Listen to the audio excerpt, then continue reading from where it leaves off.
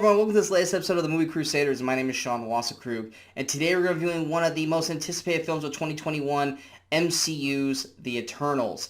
Now, for a lot of people, me included, I don't really know anything about The Eternals. Whereas, like, with other MCU characters such as Iron Man, Captain America, Hulk, Thor, the list goes on and on.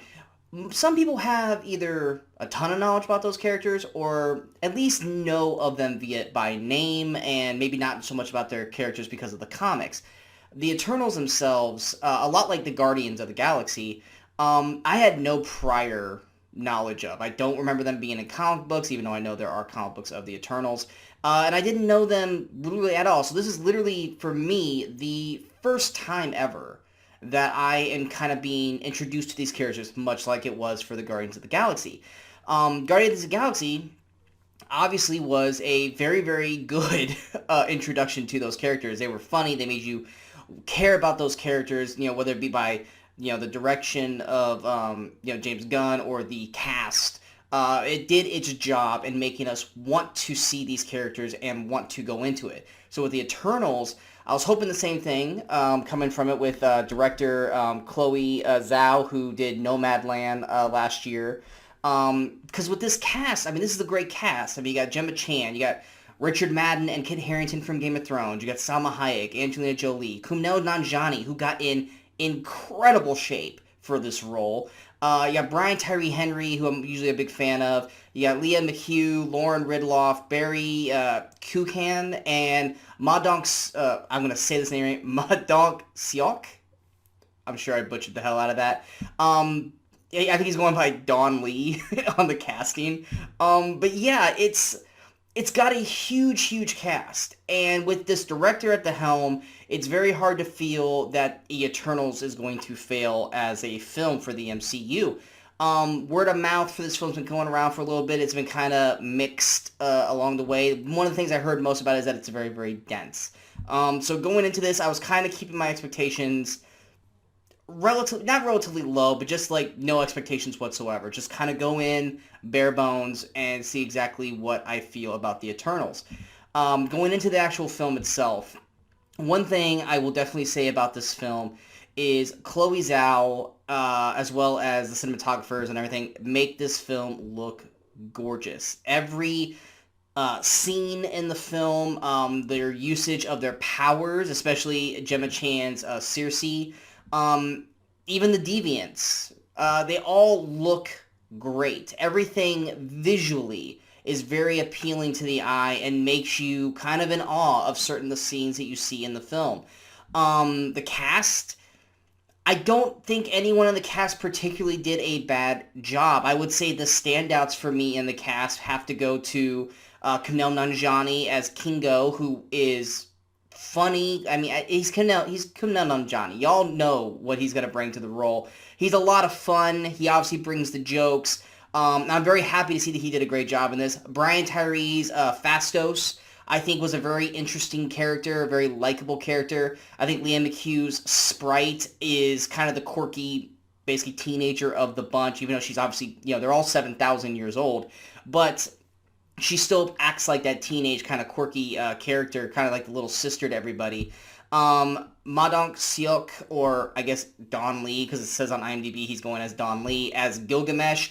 I've loved him since Train to Busan. He was awesome in that, and he's awesome in this. I really enjoyed his performance in this as well.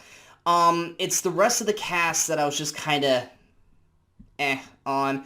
Richard Madden as Icarus, he's basically playing Superman without Kryptonian as a weakness, which they literally in an MCU film have the DC in this. There's a Batman call out at one point. Obviously, in the trailers, we see a kid call Icarus Superman.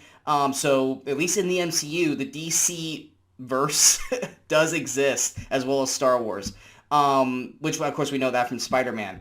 But the problem with Richard Madden is, and it's not Richard Madden's fault, is he is playing this very much like a Superman. He's very stoic. He's very just kind of still face and just kind of delivering his lines, but I don't feel like, at least until the end, he's not really believing. I don't believe his lines. I don't believe his affections for Cersei, who he's in love with. I don't believe the struggles and all the stuff that his character is going through these films, because I feel like he's reading the lines but not delivering the lines.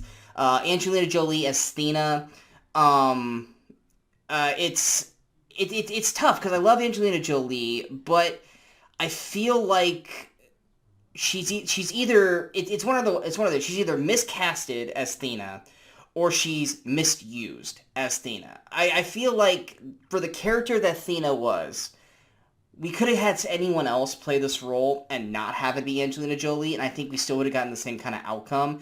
Because I feel like Angelina Jolie's acting abilities and even her just presence on a screen is underutilized as Thena in this film. Because her character basically kind of plays like this bipolar character, and even their explanation for why she does certain things in the film, they kind of basically like exposition dump why she is the way she is. And even then, I don't think that explanation is good enough to explain why her character does certain things in the film. Salma Hayek's is Ajax. She's basically like the leader of the group. I think in the parts that we do get Salma Hayek in this film, which is not a lot, I think she does a solid job in the film. This film could have greatly boosted by having her more in the film, but they made certain choices in the movie, and that's just the way it is. Lauren Ridloff's Makari, I think she's completely underutilized and rarely used. I mean, there's one point in the film, I think we're over an hour, almost an hour and a half into the film, and I keep wondering, when are they bringing Makari back? I feel like they forgot Makari was in this film, and then she does finally eventually show back up. Druig, played by Barry Kukan, I'm not sure I'm saying his name right. He does a decent job, but his face is just so bland that I feel like, just like with Richard Madden, he's not really delivering. He's reading the lines, and I can see he's trying, but for some reason his character is just not selling anything for me. And then Kit Harington as Dane Whitman, who's basically like the human boyfriend of Cersei, completely wasted in this role. He's basically like in the first 10 minutes, and then you don't really see him again until like the last 5 minutes. And then they try to tack on all this extra shit with him at the end of the film, which at that point it's like, you know what? Maybe I would give a crap about what's going on with his character if you had him going on throughout the film. I'm not saying he should have been... I mean, well, actually, no. I would have said he should have been in the film. There is literally a human character in this film that is kind of with the Eternals throughout the movie. Probably should have been Kit Harington's character, so that way we actually give a crap about his character when certain things happen towards the latter half of the film. And that's the main problem with the Eternals. Visually, it looks great. I don't think anyone puts on a bad performance in this film. I think everyone's trying. Even, I know I said Barry Druig didn't really sell anything to me, and Richard Madden's was kind of bland. I don't blame the actors for that. I blame the dialogue. I blame the script. It's very dense. It's a lot. There's a lot in this film, and there's so much that they have to try to cover and go over that it feels like by the end of it, I just didn't care. I felt very detached to almost all these characters. Like I said, I like Kingo, I liked Fastos, I liked Gilgamesh, but ultimately when it comes down to it, do I care for them like I did Star-Lord and Gamora and Nebula and Rocket and Groot like I did after the first Guardians? No, I don't.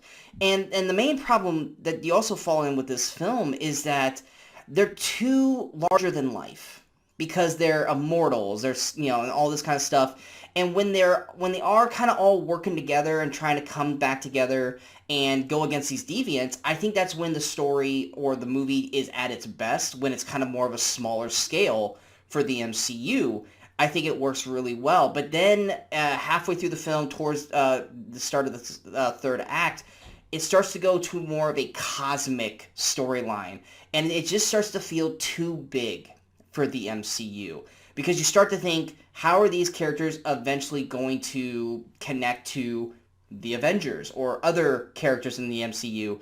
And it just feels like what they're dealing with is on a way bigger, grander scale than what we've ever seen in the MCU. Some people might want that and some people might like that. But for me, it's just like when we get to the final act and what they're doing, what they're having to do because of this cosmic thing that's happening, all I kept thinking of is, well, even if Captain America was still around, Captain America couldn't do anything about this. Neither could Hulk, would probably be pointless in this film. None of the Guardians could do anything about this. Thanos feels like a very, very small villain compared to what we're going up against here in this film. And that could be something that a lot of people like, but for me, it just felt too grandiose, too large in scale, to the point where it felt very detached from the MCU. Like, yes, they do drop, the Avengers names here and there. They drop Steve Rogers' name. They drop Thanos' name at one point. But it does not feel like an MCU film. And I don't mean like in terms of acting like an MCU film, but it doesn't feel like the same world as them. And it feels very like the MCU and all of its characters, Spider-Man, all of them, are like little ants in an ant farm, and they're the humans that are basically running the ant farm. That's what it kind of felt like with these characters. And ultimately, because they are immortal and they've lived 7,000 years and all this kind of stuff, it's their characters just don't feel human, really. I mean, like, except for Brian, I think Brian Terry Henry's Phastos is probably the most human of the group. But, like, we're supposed to believe that Icarus and Cersei love each other. There's never a point in this film that I ever felt this romantic connection between them. But it's just one of those things where this film felt too big for what they were trying to do. Could they have split the storylines into two different films? That probably would have made it a little better. If the main storyline or the first film had been about them going after deviants with the storyline that the deviants has, I think that would have made it for a tighter, probably a good introduction to these characters with the potential of opening the door to a very, very larger storyline that we would have gotten in the sequel, but instead we got in the second half of this film, which just felt way too big for what this movie was trying to give us, that by the end of the film, I was more just like watching it, but not really caring about anything that was happening. And when we go through the the mid-credit scene and the post-credit scene, a lot of people were acting like this is supposed to be big game changers and this is supposed to be super exciting and oh my god, I can't believe this thing happened.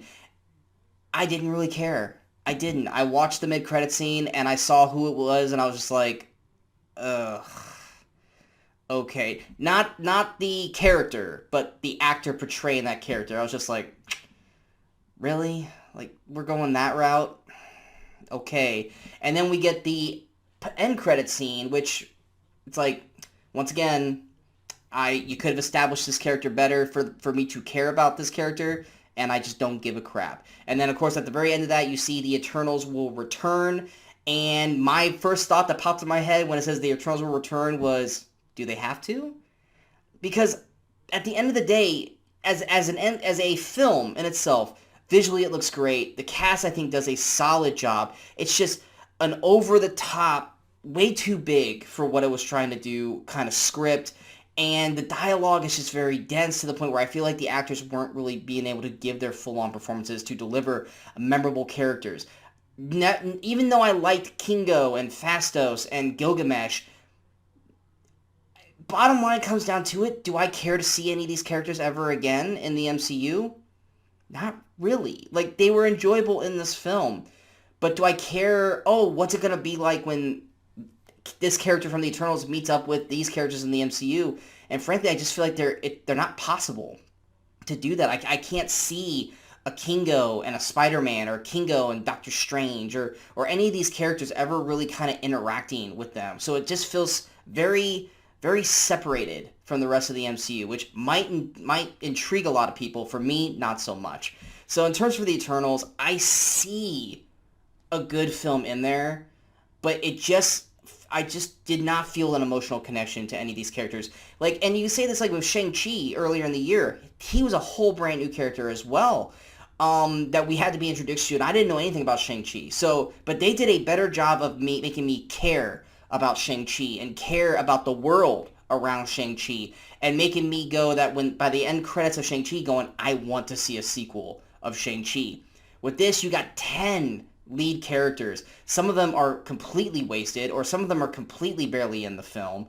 And by the end of the film, I just really didn't care if I ever saw these characters ever again.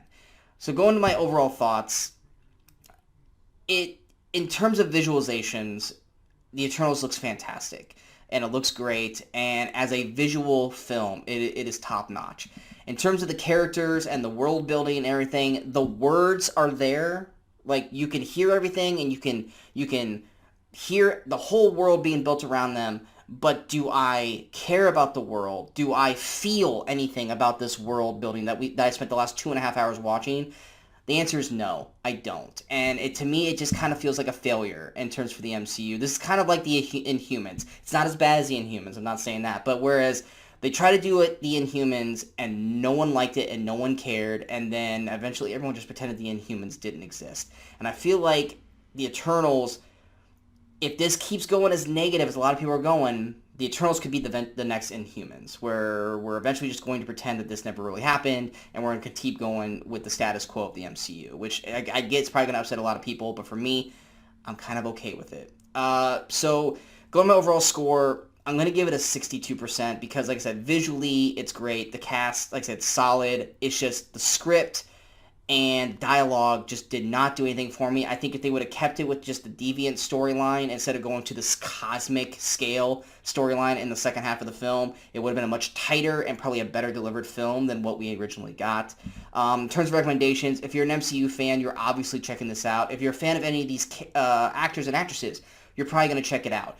If you are not a fan of the MCU and you're wondering, should I jump into the Eternals and give it a test drive? My answer is no. I would say save yourself the 2.5 hours and watch something else because this is just too much. Or go watch Dune, because I think Dune probably does a better job of making you care about their characters and making you understand the story elements that I'm excited to see a Dune sequel. I am not excited to see an Eternal sequel.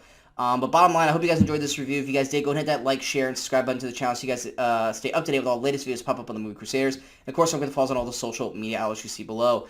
Coming up next, I got a review for the Netflix film The Harder They Fall. And of course, today's episode of the Weekend Crusaders will be dropping here very, very shortly, so be on the lookout for that episode. Here is the sneak peek for the 5 movies that we're going to be talking about with myself and Brian Michaels. And of course, next week we'll be back for another episode of the Weekend Crusaders as well. Until next time, in case I don't see you, good morning, good afternoon, and good night, Movie Crusaders.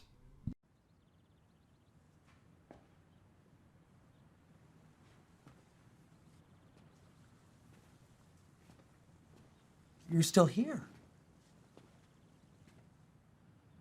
It's over. Go home.